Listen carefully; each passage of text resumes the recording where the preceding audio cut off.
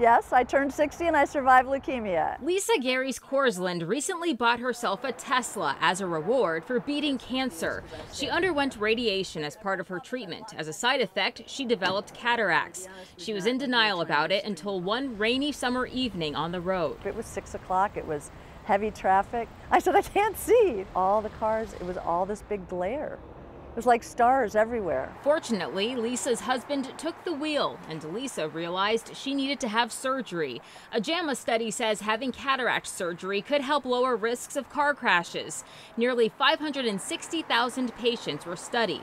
After the surgery, researchers found a 9% drop in accidents. I think patients are afraid of any type of surgery, especially when it comes to their eyes.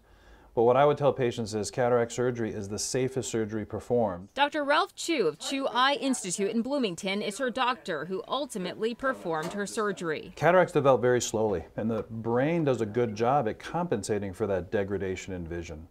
And so a lot of times patients come in and they say, I think I'm doing okay. But it's often their loved ones that notice that they're not driving within the lines, or sometimes they're hitting more curb. And one of the things that patients notice after surgery is that things are so much brighter. If you see better, I think you're safer on the road. And he advises that everyone get their eye exams. For Lisa, surgery has brightened her life and eyes on the road.